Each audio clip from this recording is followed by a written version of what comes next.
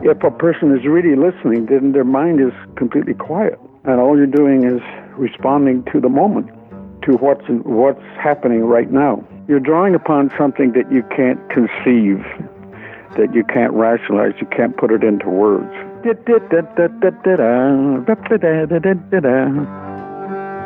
When you're playing, do you think about what you want to say or what the music wants of you?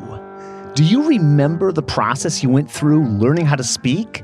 And what happens when you lose half your fingers on the left hand the day of a big concert?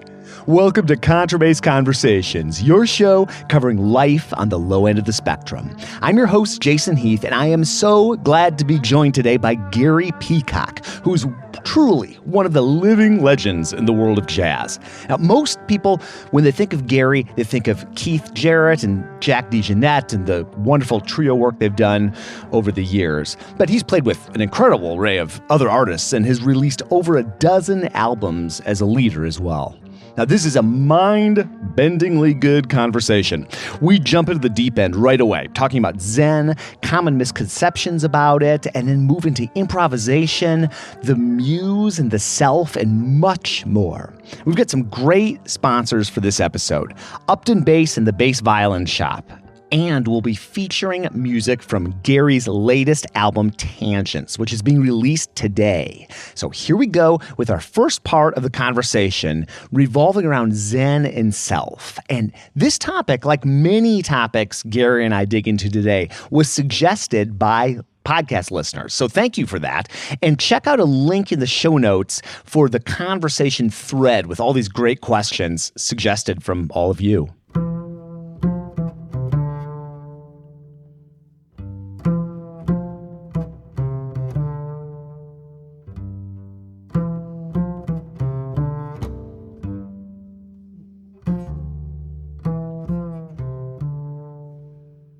I put out that I was interviewing you, and I had all these people write in and say, "Oh, I can't wait! You're chatting with Gary," and all these people gave me questions to ask you. What kind of questions they have? Well, all sorts of things, but one that came up again and again is your Zen practice in general. Nicholas Walker, who's the ISB president, the first thing he said is meditation practice strategies, please. I can say a few things about that. There seems to be some misunderstanding about my relationship with Zen, starting from we're looking at 1964, something like that, when I stopped playing for a while. And I didn't go to Japan to study Zen. I went there to study the culture. I was interested in Eastern medicine, acupuncture, herbal therapy, dietitians, dietary areas like that. Although I had heard about Zen and had read a few things, Alan Watts and some other things, my main focus was not that. It was, I guess you could say, a desire to immerse myself in that particular culture. And to do that, of course, you have to learn how to speak the language, so I spent a lot of time on that.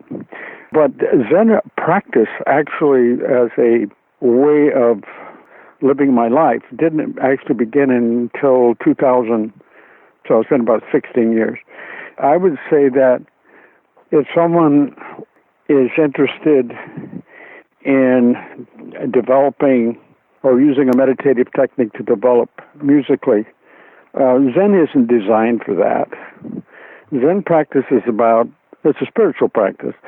So in terms of meditation, there are two basic orientations.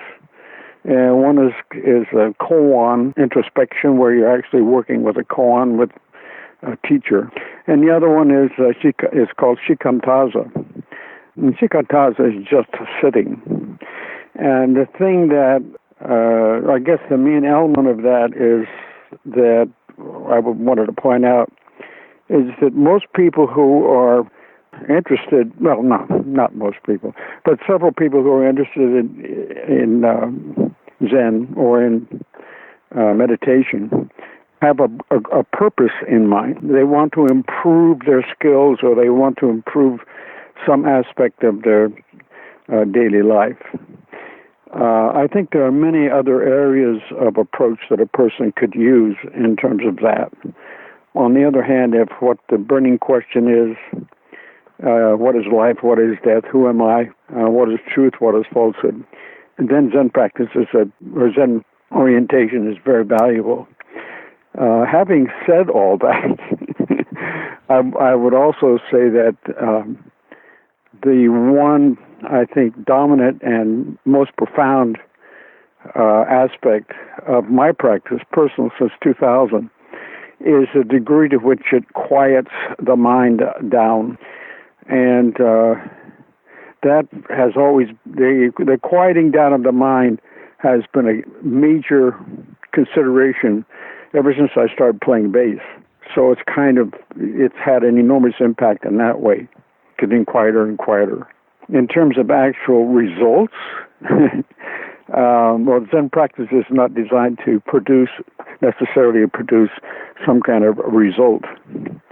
It's a little bit deeper than that. So I would say to those that that are interested in if what they want to do is to develop more skill in playing, that there are many different approaches, meditative approaches that can facilitate that. Zen does, but it's indirectly. Zen isn't concerned with making you a better bass player. In terms of just your daily routine, I'm assuming this is a daily practice for you. Is this something you do in the morning?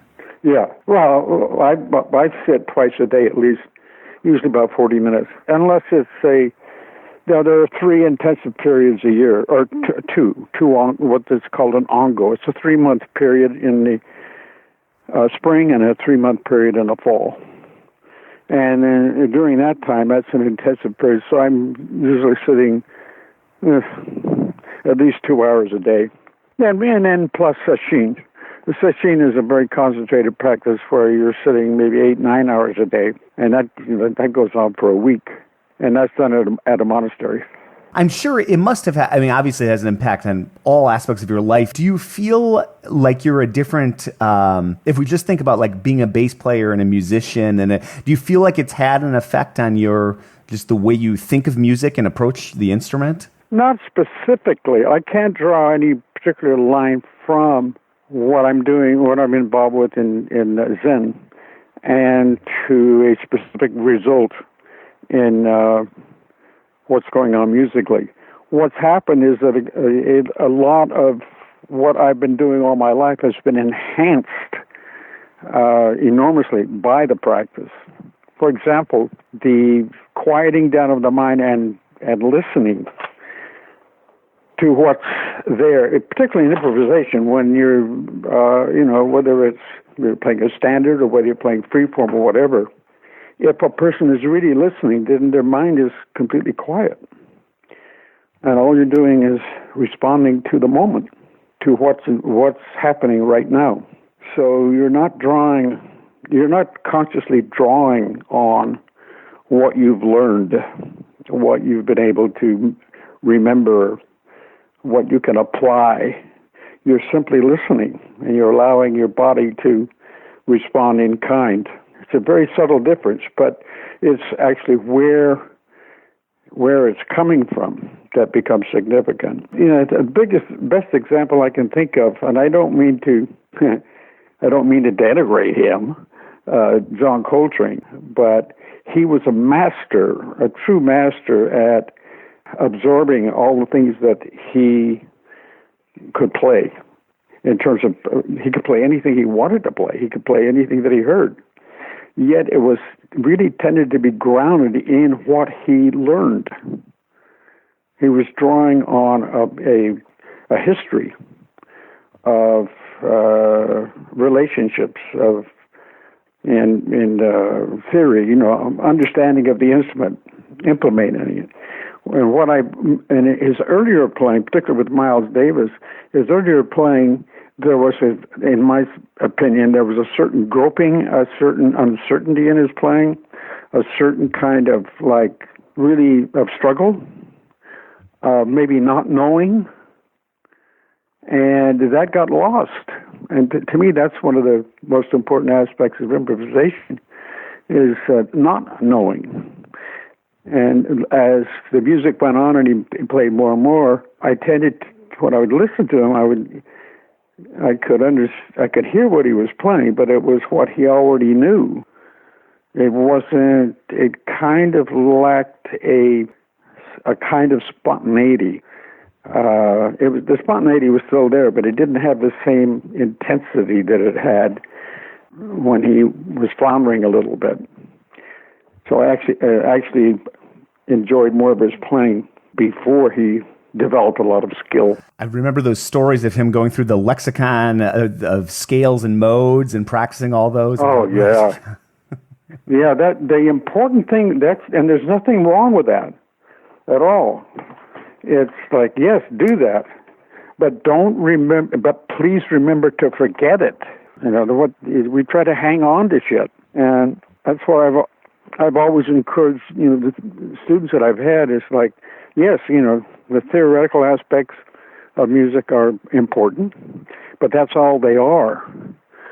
And you can develop that, whether it's technique or understanding or whatever. And that's the first aspect. The second aspect is forget it. Don't hang on to it.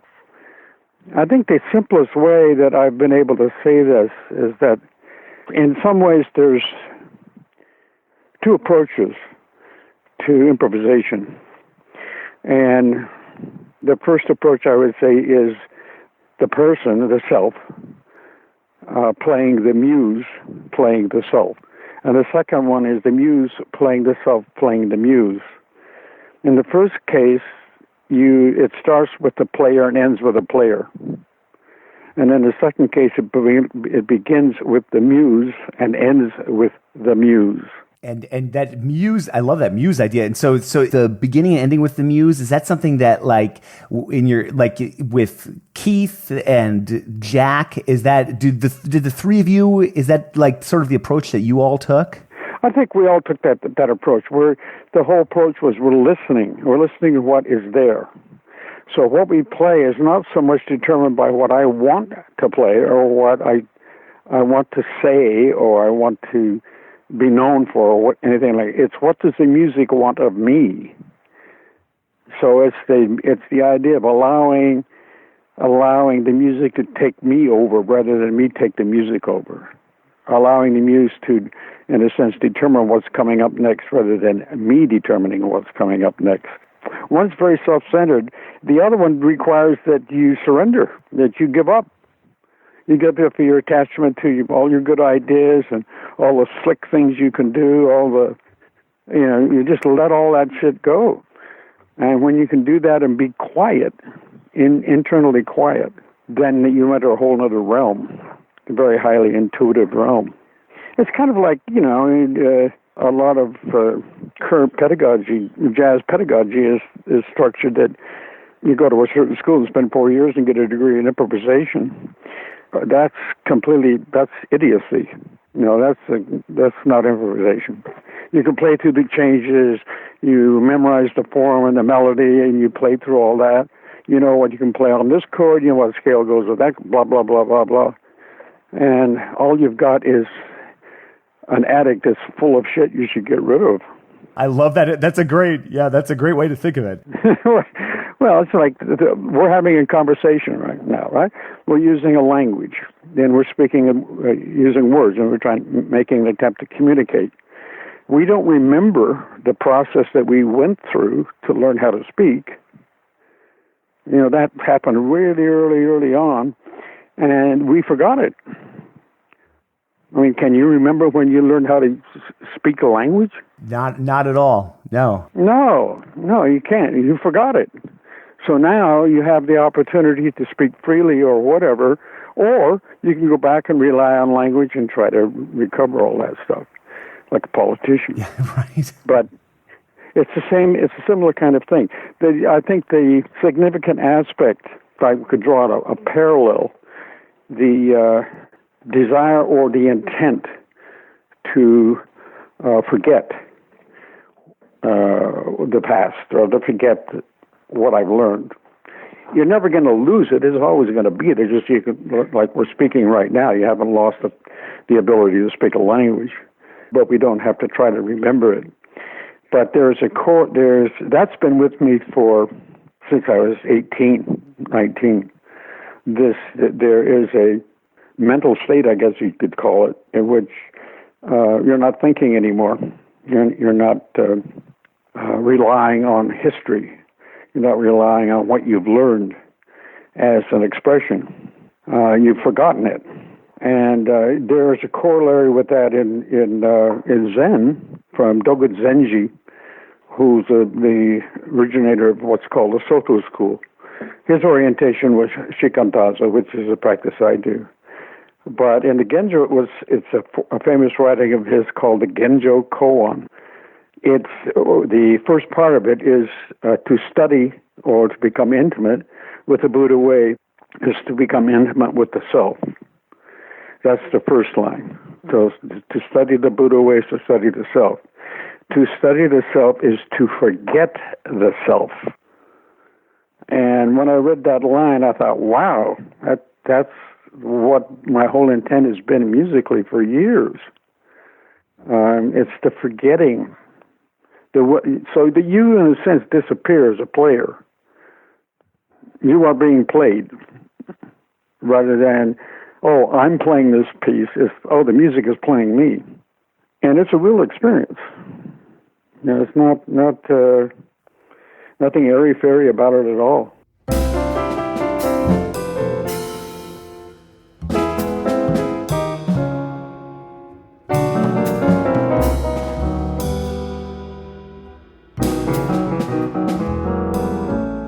Next up, we dig into the moment that Gary first felt that loss of self when playing, his morning routines, and much more. Before we dive into that, I'd like to give a shout out to Upton Bass. So glad to have them on board with the podcast. And I want to let you know about their Concord model, which is basically a Prescott. They took several GABA-shaped Prescotts and copied them from the upper corners down. But Upton knew that if the Prescott shape was to be viable today, the ergonomics needed to be dealt with, the really big bases. So Upton incorporated some elements of the car model into that classic Prescott form.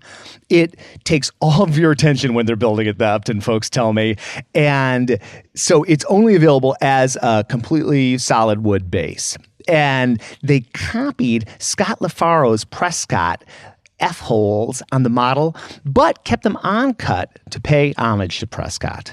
Check them out online at uptonbass.com, and thanks for sponsoring the show. Okay, let's dive back into our conversation with Gary. You start to kind of feel that sense, like get attuned to that around 18. Did you remember when that started to happen? Was there a specific moment? Yeah, I do. What happened?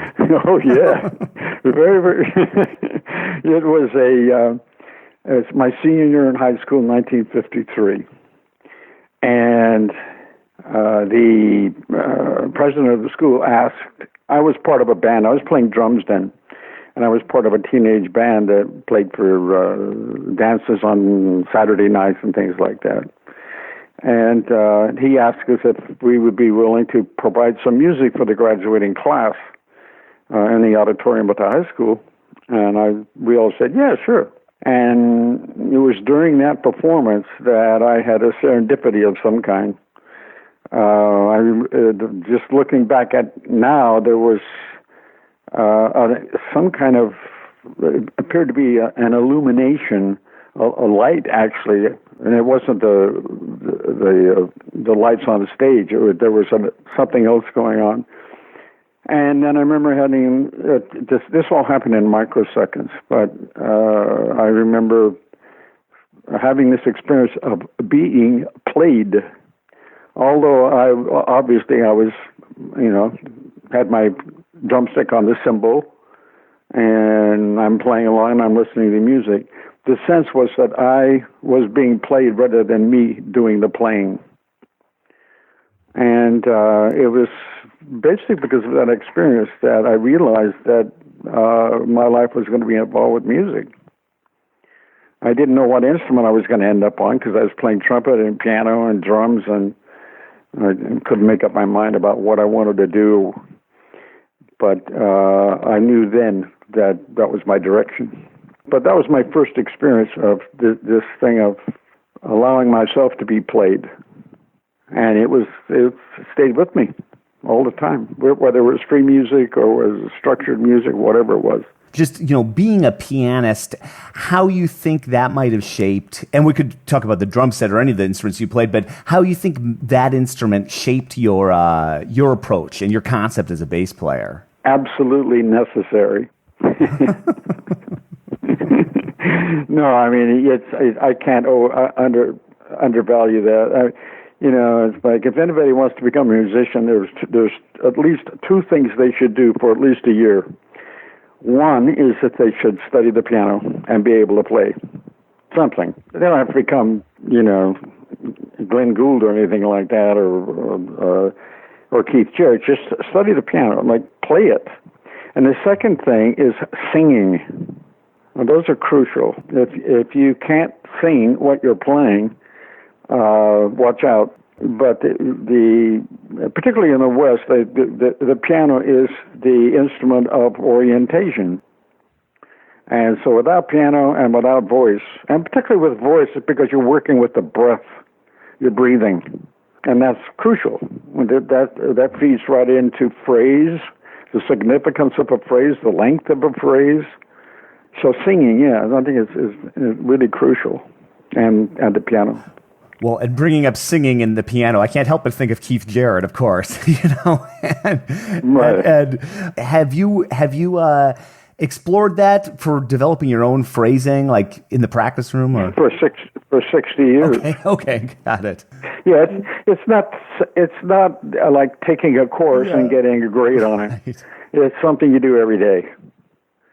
And then there are two kinds of singing, and we all do it, but we're not really aware of that we're doing it sometimes. And there's the actual singing with the body, so that the breath is being used. You're actually making a sound that someone else can hear.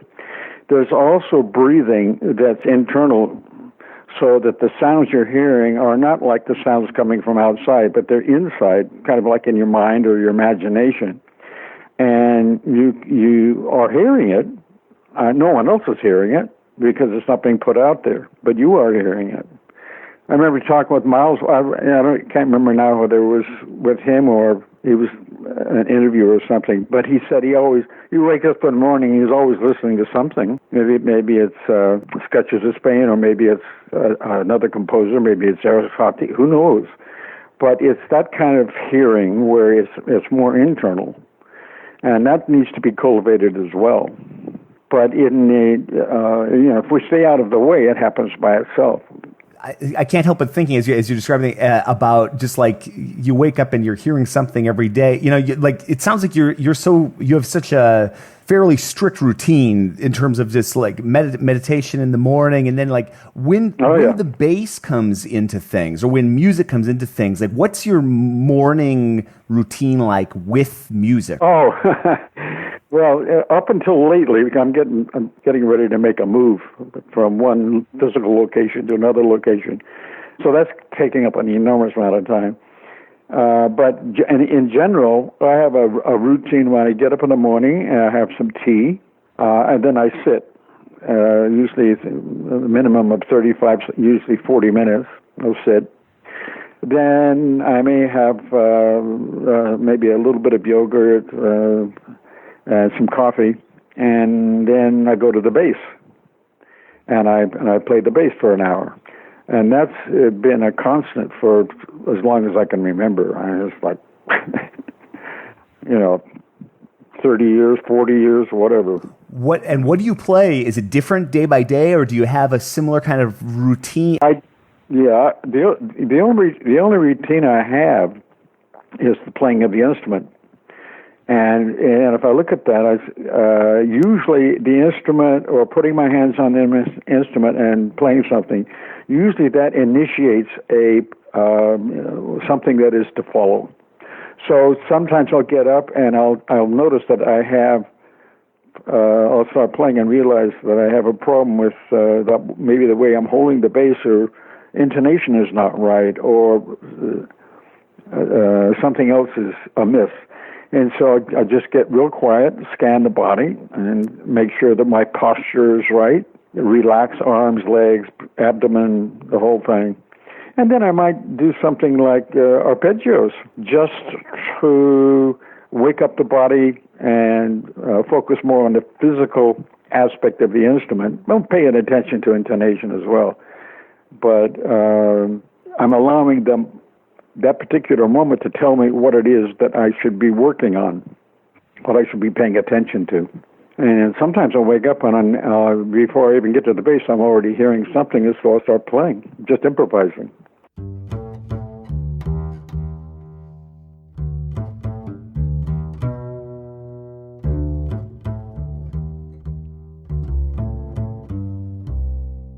There was a concert in Paris with the trio where Gary had injured his left hand. That concert is actually one of their best-known albums. Here's the story. What had happened was that we had, I think it was at the Palais de Congrès, if I'm pronouncing that right, there we had two concerts back-to-back, one night and then so 2 nights. And I knew that the concert was going to be recorded, and I assumed that it was on the first night. It turned out it was on the second night. And after the first concert, I noticed a pain when I tried to move my left hand, and particularly the fingers, the little finger and the one next to it. And I thought, a strain or whatever. And I woke up in the morning, and it was worse. So I called the manager that was taking care of us and said I may have a problem. And he took me around we finally found a hand specialist in Paris. And he checked me out and he said, there's no real problem. He says, what's happened is that you've traumatized a nerve coating that goes into your hand. He said, 2 or 3 days, it mends itself. You don't need any surgery or anything like that. And I said, wait a minute, I got a concert. I got to play a concert tonight.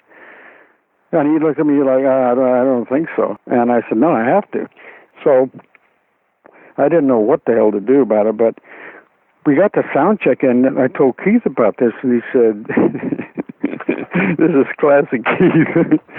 He said, what do you want to do? And I said, well, I want to play the concert. And he said, okay, let's find out what we can do. He didn't even bat an eye. So what happened was that I had to do the whole concert on my left hand using the thumb and the first and second finger. That was it. I couldn't use the third and fourth fingers. We played a lot of stuff in C, or in keys that didn't have a lot of flats and sharps. And it came out great, and that thing actually won, the Silver Star Award or something like that. And it was pretty amazing. Again, it's just a question of that's part of improvising. You end up with this situation. You don't, whether you like it or not, you find a way to improvise, to deal with it. The muse to the player to the muse. I mean, and then you get a curveball like that. But obviously, you must have been able to tap into that still, even with that physical limitation. Oh yeah, absolutely, yeah. Because you're forgetting yourself. You forget the self. You respond, and of course, the actual decisions that happen in microseconds. Those decisions are made because you've accepted the fact that you've only got 3 fingers to work with, or a thumb and 2 fingers. So there might be a sense of wanting to play a perfect fifth as a harmonic interval. Well, forget it. Right. You can't do that. But and actually in 3 days it was over. I didn't have any problem after that.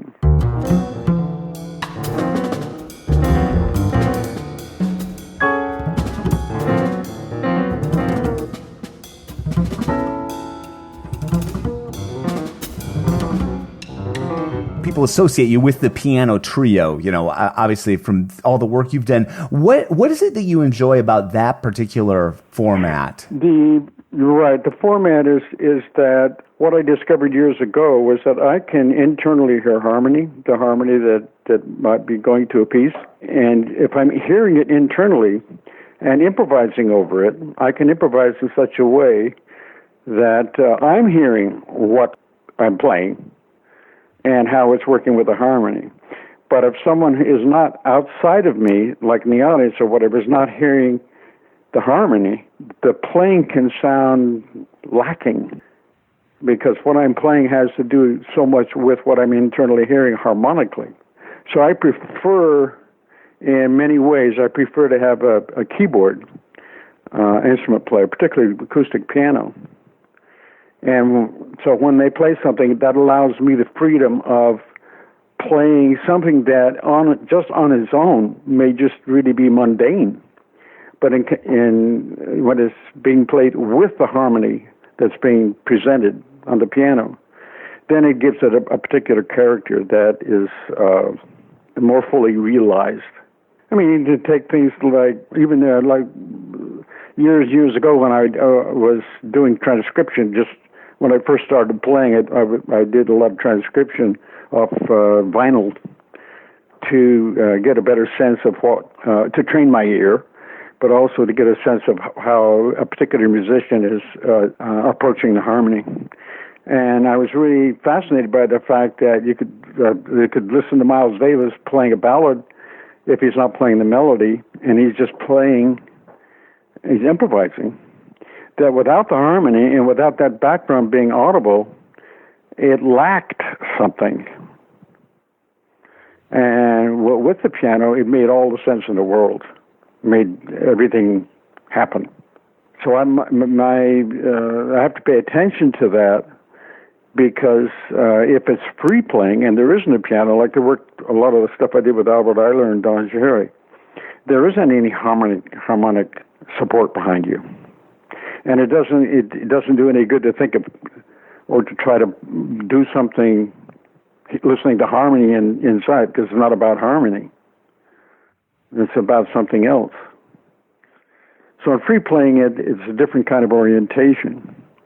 But I like the interaction with the bass and the piano. And, I'm starting out as a pianist before I actually played drums.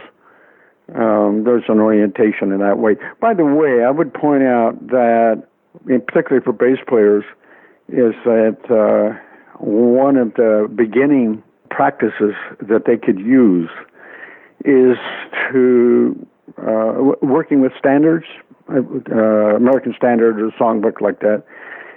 It's a very rich source for harmonic orientation. And if a person can play the melody with the right hand and the chord root where it occurs during the composition, and just that without being able to play like a pianist and playing chords and everything, but just the chord root or the bass note and the melody, they have an opportunity to discover on their own what the harmony is. Even if your piano skills aren't beyond that, even that helps you discover that, explore the harmony. Yeah, because what will happen if the bass note or the root of the chord is present with the melody, and there's, at least an octave separation or something like that, that automatically begins to let you know what the chord is, what the harmony is.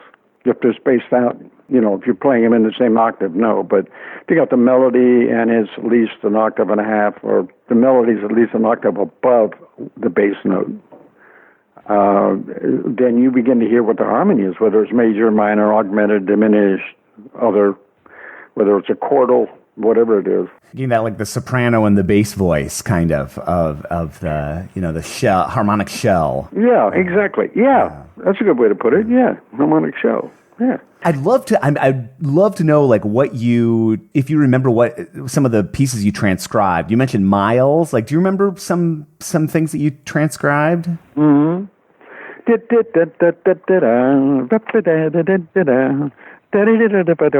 but that Bags of Groove. Mm-hmm. Mm-hmm.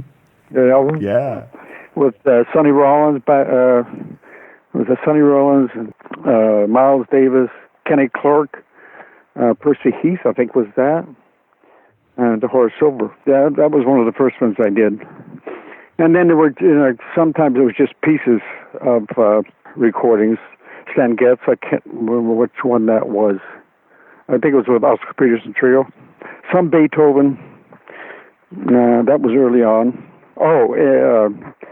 When I was in the Army, the Shostakovich, I didn't have the music to it, but a friend of mine said, have you heard this? I think it was the fourth or the fifth symphony. And I listened to it, and I was really impressed by it. And there was no music for it. So I transcribed the beginning of that. And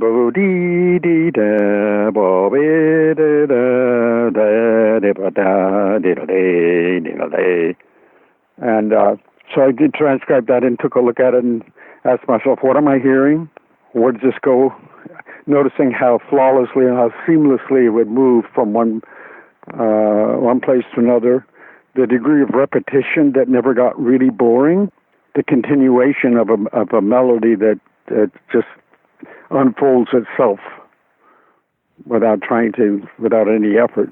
Well, and that Shostakovich opening, that's a great example of that repetition, but still being interesting and unfolding. What a cool piece to latch onto for that. Yeah, it was really amazing to me because it wasn't boring. Right. How can you repeat this thing over and over again and it never gets boring? It's always fresh. And working with Miles was the same kind of thing. I mean, he might play the ballad and start out with hitting one note, and it would be the same pitch that he played the night before we played the ballad. But it was always the first and last time. It was so fresh and so new. And I'm thinking, how the hell does he do that? How can he play the same fucking thing? And it's always like, oh, wow. How is that possible? Where, So there's it's you're drawing upon something that you can't conceive, that you can't rationalize, you can't put it into words. And in that way it has something to do with realizing a koan, is that you can't rely on language to resolve the koan or to realize the koan. Still, it feels to me like melodies are like koans. There's something to be realized, but you can talk about it forever and ever, and you're going to miss it altogether. That's a great way to think of it. I love that. Yeah, I mean, it's like, there are other places to orient yourself besides your thinking, towards your iteration of the language and all that, getting caught up in that. So whatever theory if you look at music in general, theory came after the music. It didn't come before. Right. So the point of trying to get into music by theory is totally backwards. It's upside down. Yeah, it's like science and explanation of like what we see in the physical world. It's which came first. Absolutely. Right? Yeah. In other words, we don't just look at a tree. We don't look at a tree. We look at an elm or an apple tree or a peach tree or a fir, something like that. We've already removed the whole experience of just looking. We've added something to looking that we don't need to add. If we're going to function in the world, we have to be able to differentiate between a peach tree and a fir tree. But at the same time, we've been so oriented to classify and assort and distinguish one thing from another when we open our eyes and look at something that we don't really know how to look anymore. You're looking it's like looking in silence. Be absolutely still mentally and just look. That's very, very different from looking at a tree. A tree is just a verbal symbol that maps to something. Yeah, it's like not Kandinsky, I can't remember. There's a linguist who said, whatever you say a thing, it isn't. And there's a lot of truth in that. So whatever you say music theory is, whatever you say music is, it isn't that. There's something way beyond that.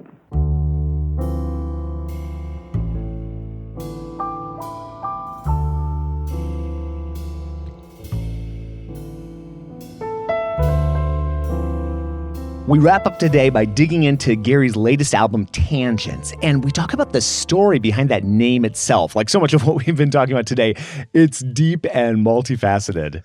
Before we finish up with this last part, I'd like to thank our last sponsor, which is the Bass Violin Shop, located in North Carolina. They are the place to go for bassists in the Southeast. And they offer professional setups, repairs, and restorations at reasonable prices. They go beyond their customers' expectations with setups that are meticulous, they're friendly, they're helpful, they have highly skilled luthiers, and they've all got one common goal in mind, and that is making their customers happy with whatever bass they happen to play. So if you have an open seam or you need a top-off restoration, those are the two extremes, right? They can take care of you. They're there to help you through the process. Check them out online at bassviolinshop.com. All right, here's the last part of our conversation with the wonderful Gary Peacock. What inspired you to make the new trio album that's coming out? Joey, I met Mark years ago, 83, I think it was, and we recognized that there was a connection, that there was a musical interconnection there that we didn't ever really put in words. We didn't need to. We just recognized it. And so through the years, we've done duo, trio, quartet, quintet stuff off and on. And both of us were looking for a drummer that we felt would be in the same space, as it were. And we came close a couple times, but there was still something not quite there. And then I had this. I got a gig at Birdland in New York, the trio, and I had before that I'd done a one weekend, I think it was, with Joey. It was the first time I played with Joey and Lee Konitz. But I recognized something in his playing, and he recognized something in mine, so we got a hold of him, and he was available for Birdland, so we played Birdland. And that's when it hit. It was like, okay, yep, this is it. So I got a hold of manager right away and told him, I want to do this. And it turned out great. I mean, it was like exactly what we needed. And in terms of the music we play, we did a lot of free stuff, and we also did standards, a few standards, jazz standards, and some other things. And on the first album I did with Mark and Joey, I used a lot of my material that I'd recorded before. I mean, it had a really different slant to it because there's three different individuals. And but we've already been doing a lot of free improv, and the album that's coming out has an enormous amount of free improv on it. This is about all, except for I think a couple of pieces.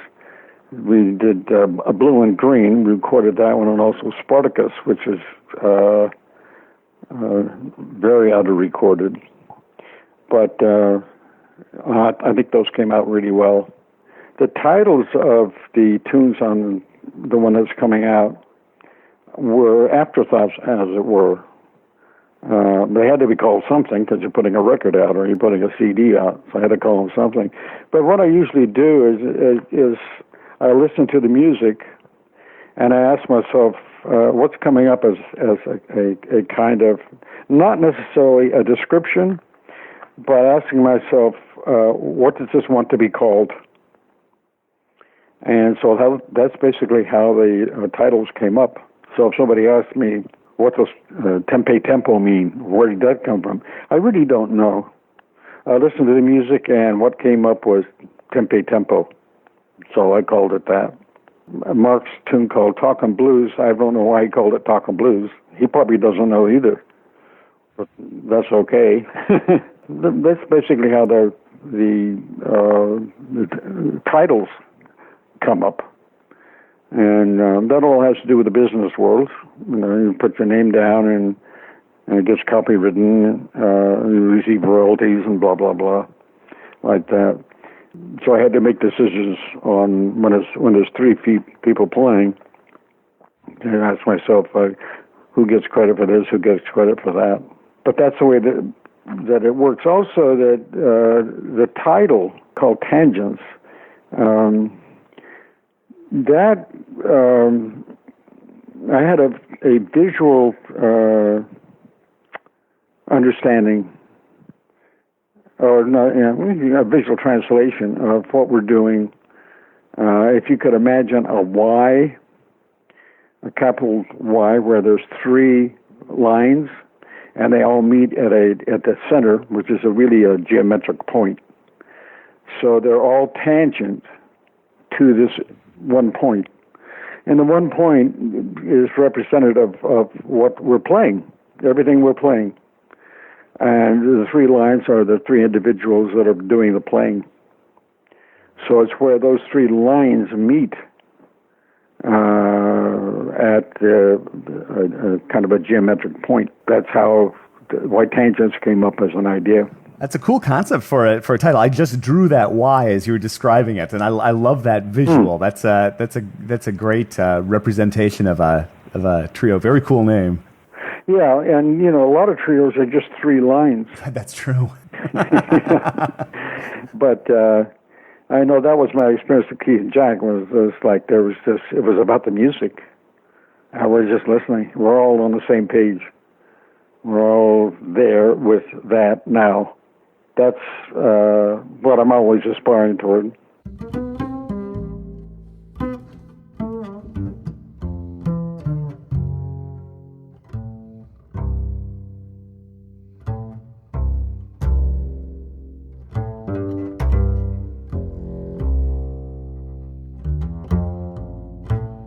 Gary, thank you so much for chatting. Folks, check out Tangents. What a cool album, and what an honor for me to chat with Gary Peacock. If you'd ever told Jason 20 years ago, Jason, you'd be chatting about these topics with Gary Peacock and putting it out for all these people across the world to hear, I never would have believed you. Or I would have been thrilled if I did believe you. And I'm just feel so lucky to be able to do this and to have you along on this journey with me. I mean, selfishly, I want to talk to Gary Peacock for an hour anyway, right? Who wouldn't? But to be able to do that and share it, that's what it's all about to me. And sharing it would mean so much to me if you would share this out. You like this episode?